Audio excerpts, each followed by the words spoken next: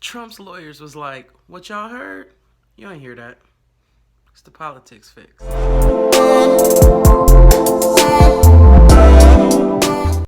What up, my supers and stoners? It's me on a DK checking in once again, and I'm here with another politics fix, okay? I just want to talk a little bit about the impeachment thus far. Initially, I was going to check in every day, but then I thought for my mental health, nah, I can't do that, right? And before we get into it, let me have you like, comment, subscribe to my channel and hit those notification bells. That way you'll know every time I'm coming at you with another video, right? Whether it be politics fix or whatever. Now that that's out the way, let's get into this. So I want to talk a little bit about this impeachment today, okay? So the defense had their second day of opening arguments, and I think their whole theme for today is like, whatever you saw, you didn't see, and whatever you thought you heard, that wasn't what you heard.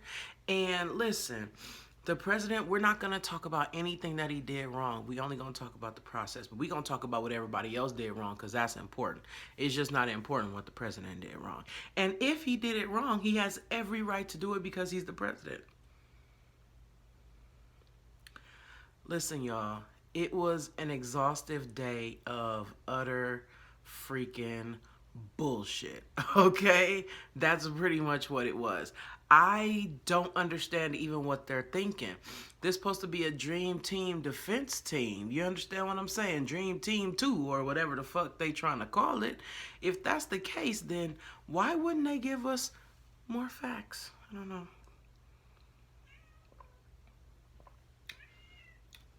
Y'all hear my cat?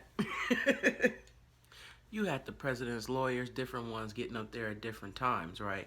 But the main dude that really, really got me was, let me see, let me check his name. Eric Hirschman, okay, said Joe Biden is the real corrupt one, and the one we really, really need to be impeaching is Obama. Now listen, I don't know if y'all know, but Adam Schiff already told us that we was going to hear all of this. I just thought that it would have gotten further than 2 days before we got into the blame Obama, it's Obama's fault type of thing, right?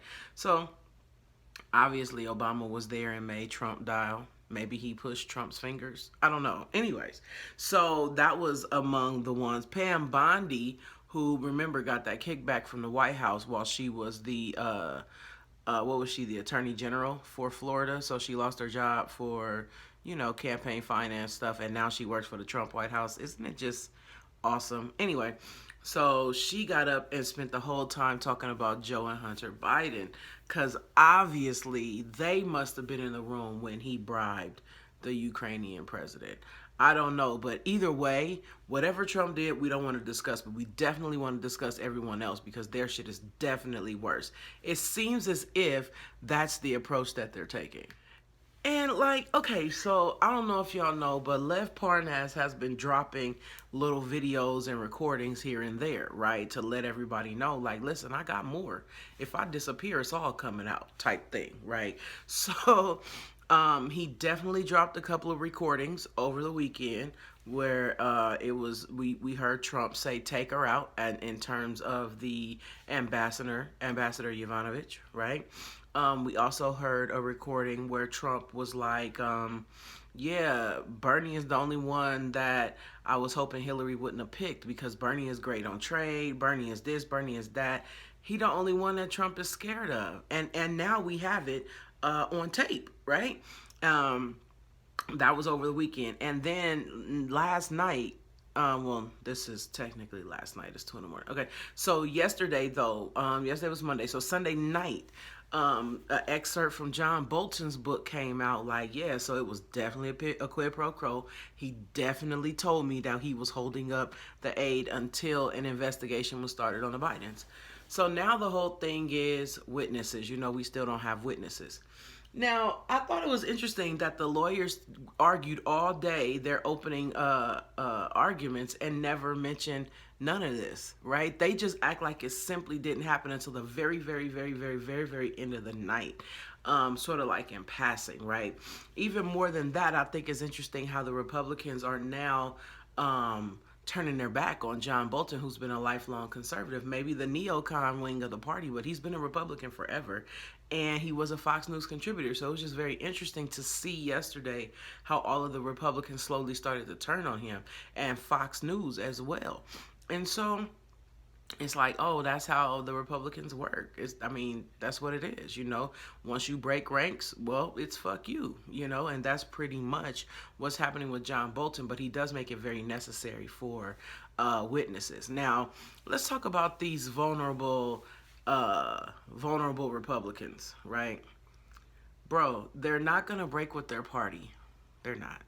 They can talk about how they're upset, displeased, worried, or concerned with the things that the president says, but they vote with him 98, 99% of the time. So what makes us think that they're going to change their mind now? I'm just saying.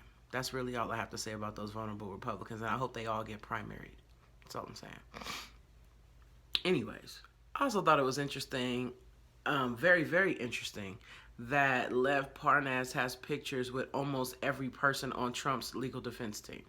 Someone that Trump says he doesn't know. This president has been saying that he don't know this man since the day before forever, but how is this man producing so many recordings with your voice on it, talking to him?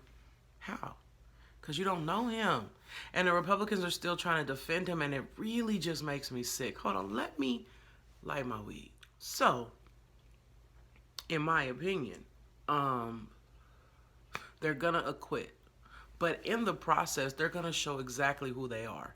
The Democrats are doing a very good job of exposing the Republicans for exactly who they are. It's a cult. While I will stipulate that this whole big tent thing that the Democrats have going on is pretty fucked up right now, there absolutely needs to be a third party, a progressive party. Because the Democrat Party is pretty much a centrist party. You could tell that right now. The way they trying to beat up on Bernie Sanders. So we definitely need a third party. That would be great. I think now is the time to form that third party. I think we have with Bernie Sanders and AOC and the Squad and other liberal and progressive voices. I'm not a liberal voice, but I'm definitely a progressive voice. Period. Anywho's, I think that is very interesting how this impeachment thing is going. We'll see if the Democrats just roll over and take it or not. In any case, I'll be back to you. I don't know. It depends on what happens today if I come back to you tomorrow with another video. You understand what I'm saying? Just depends on how the wind blows with this thing. Anywho's, I'm Rihanna DK, and I'll be back with another politics fix about the impeachment soon. Thank you for watching me. I love y'all. I swear I do. This is the ending of my video.